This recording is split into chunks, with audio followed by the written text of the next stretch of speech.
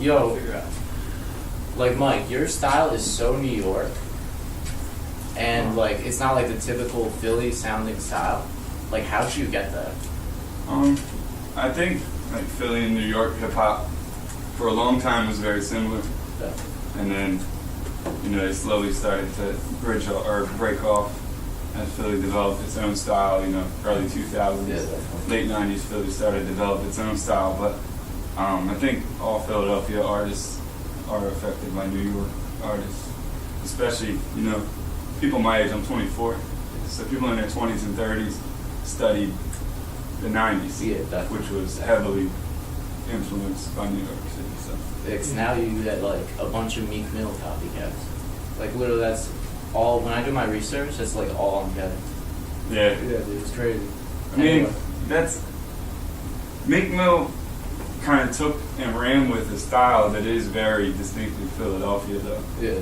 Like he came up under a bunch of rappers that had that same style, and before he blew up, there was just thousands and thousands of street mixtapes and DVDs of people rapping in that style. So even though people are biting now, that style's been around for about 10 years. He just happened to break with it. So you can't really hold Philly against rapping in their own style. You know what I mean? Just You 'cause can't, Yeah, that's true.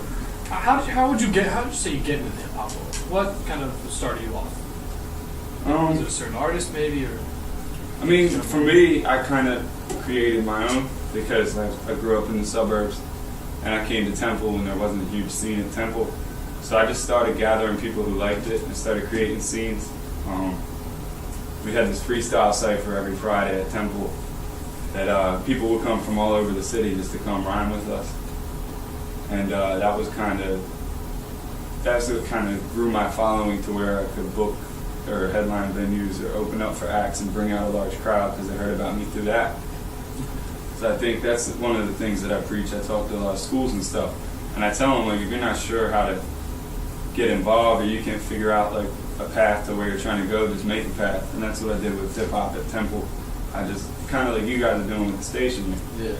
Trying to make it grow. Yeah, I just found people that liked it, brought them together, and then it just started to It's definitely bubble over. Yeah. What'd your parents think when you wanted to become a rapper? I mean, I was always a rapper, so it wasn't even a thing. But when my dad heard my first album, he called me up like crying, and he was like, "Son, I believe I could have been this, I could have been that." He named all the things that he wanted to be, and that he stopped pursuing. He's like, "I'm listening to this," and he's like, he just told me never quit because that's what your father did. And he's like, "I'm listening, and I know you could be, I know you can make it. I know you can do it." And my mom is my biggest fan. She's like my fly girl. You can't go out. I'm from Montgomery County, PA. You can't go out in like the Tri-County area and not hear about my mom talking about my music.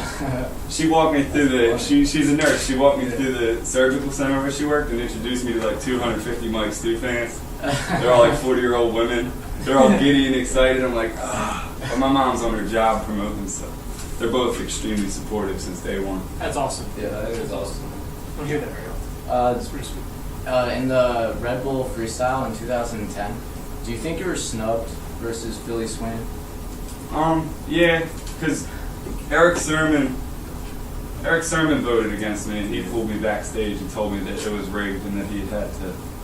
For real? Yeah, he told me that they kind of had to do what they had to do for the situation. And Parrish from EPMD also told me that he's like, a it's no rematch question. now? What's up? You No, should no. have a rematch. No, I don't It's bet like on crazy Beat judges too. Like Primo was a judge. That's crazy. Yeah, in Atlanta, pretty much. Yeah. And That's pretty cool. like I don't know if you like did this on purpose, but I'm Not From Brooklyn, like the hook where you go like booka booka booka.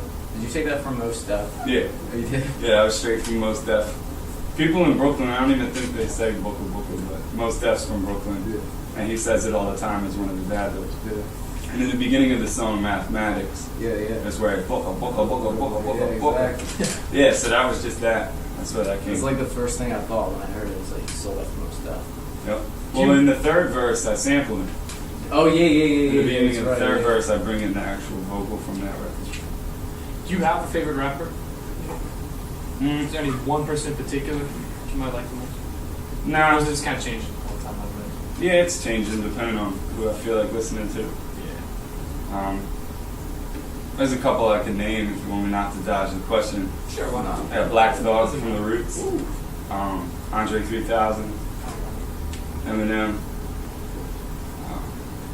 Busta Rhymes. I don't think that he's mentioned enough in people's top 5. No, he's not. Yo, his style went like so crazy recently. Like, did you hear Twerk It? Like that song he just put out? Yeah, That's I think that was just like a little act that he was doing. That was just for that song. Oh, alright, I wasn't sure. Although there was another one before that where he was doing that too. Like Yeah. a heavy like Rasta flow. Yeah. Yeah.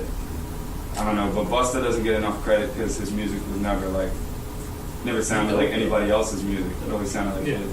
It's his own sound. Right. So those are the artists that I idolize, the ones that are either insanely consistent, like Black Thought, or the ones that are really creative. Well, did you have any jobs as a teenager? Yeah, I was a pizza man. Pizza little boy. Nah, I made pizza. I actually I bet. made the pizza, yeah. Step up. Yeah, I was the king of the pizza shop. I was always the heat and air guy. That's what my dad did. So every Saturday I would go work on heating and air conditioning, do install work. And that's really it. It was like pizza hustle and heating and air conditioning. Working hard. Now, Grinding. speaking of food, you're from Philly. Where would you say the best cheesesteak is? Oh man, people, you know what? People hate me because everybody's a cheesesteak snob. Like everybody from outside the city's like, oh, Pat's and Gino's, Jim's. And then once you become a Philadelphian, you become a cheesesteak snob, and you got to learn about like D'Alessandro's and whoever else has. I like Pat's. I'm saying it right now. To all you cheesesteak snobs, I like a disgusting, salty, cheesy Pat's cheesesteak. Right. Yeah. I'm not one of those Philadelphians that's like a connoisseur. I like just the fast food junk. Did you ever get it quick? Cheesesteak's a cheesesteak. Right. Steak and bread, call it even. Right. Yo, how did winning Red Bull change your life, though? If it did. I don't know, man. My life's... I don't really know, man. It was kind of a distraction, to be honest, because that was like the focal point of my life for about a year and a half. But all in all, I'd say it was for the better. Just being a national freestyle champion commands a level of respect from people that you have to work very hard to be able to command that kind of respect. But I mean, all in all, it's about the same. Like I said, it was a huge like distraction for a long time. Like my life revolved around it, waiting for that phone call, and like I got projects I'm working on, and all anybody wants to know is when am I going to Atlanta? Am I battling in front of Eminem? But being a national champion, like I said, just holds weight. It's pretty sweet. Yeah, it's awesome, dude. Yeah. Do people call you B Rabbit because of that? No.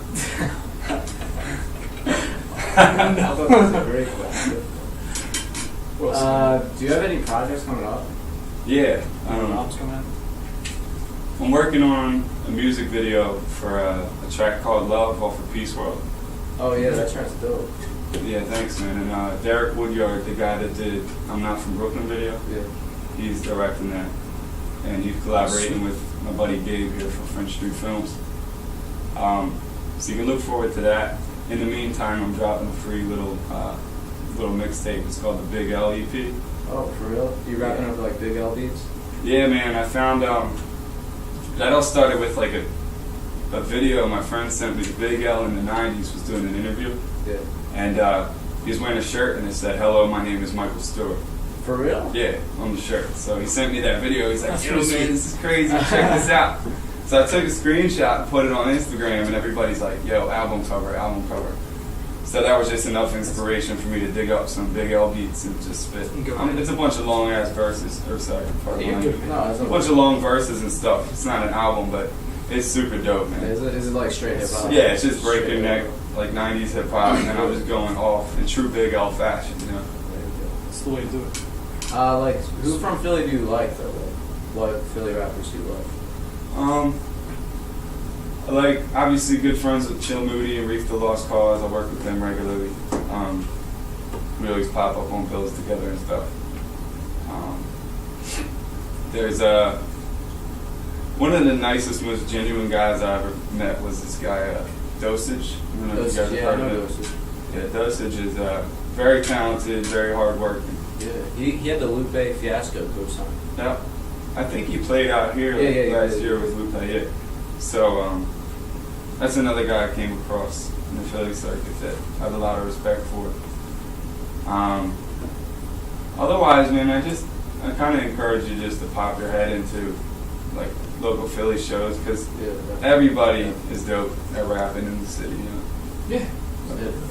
You could work with anybody, any artist. Who do you think it'd be? You could have any kind of dream team. I have no idea, man. I would like to work with TDE. I think that their production teams and their style is really dope. To where if I were working with them, I'd be provoked to write. I think some really crazy Did stuff. you hear their new kid, Isaiah Rashad? Nah, I haven't heard him yet. You haven't? Nah. He's dope. He's Yeah. so good. You have to play some jams. I haven't heard of either, so don't worry. Yeah, I didn't clean it up yet, but we will.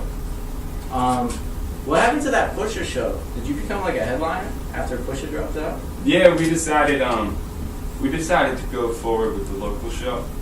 So all the openers stayed on the bill, and we just dropped the ticket price, and I wound up headlining. It was good, man. It was a cold, rainy Thursday night. I premiered a lot of new material. Did you? Yeah, it was a good vibe in there. Nice. So everybody in there had that sense of community, like, all right, we came out in the rain. Yeah. You know what I mean? It turned out to be a good time. Was there a lot of people though? Nah, No. because all the promo was based around Pusha. Yeah. So when he dropped out, like, the promoters fell off. Do you know why he People dropped assumed out? it was canceled. Do you know why he dropped out? Yeah, I do, but I don't want to. You know what I mean? I don't want to disclose. I don't It's know not what a his business. official story is. Yeah. You having any shows anytime soon? No, I got nothing coming up. Right now, we spent the whole summer. I played a big festival or a major headlining bill every month of the summer, Oh wow. and we really spent the summer focusing on getting out of Philadelphia and turning our sights both into online stuff and to moving outside of Philly. So we're working on booking dates outside of the city. We cleared the schedule up for that, and I'm launching a new website in the next month or so. So Sweet. we're going to be running like, it's called MikeStewartMusic.com. Right now it's a splash page, but next month it'll be fully, Awesome. fully functional. We're going to run like production competitions where people submit remixes. We're going to run verse competitions where on my next single, let MCs submit their verses for a chance to get on the record. So we're trying to get creative with the online marketing and get out of Philly as much as we can. So there's nothing on the books right now in terms of gig. You were at Foxtail too, right? I was at Foxtail. How was that? Foxtail was dope, man. That was like some before they were famous stuff. Yeah, because it was like a bunch of underground kids. Bunch of underground guys. We all knew each other. So all the artists were floating from one stage to the other and hanging out. And at the end of the night, it got dark early and everybody was crowded around the main stage. Yeah. So Chill Moody and I were like, there's nobody at the local stage, what are we going to do? We found the stage manager at the main stage. We went up and we essentially told him we're going to play on the main stage. And we did. We bogarted the main stage. Cat Dahlia opened up for me. Travis Scott opened up for Chill Moody. That's pretty sweet, man. I lie to you not. Yeah, it was like one of those moments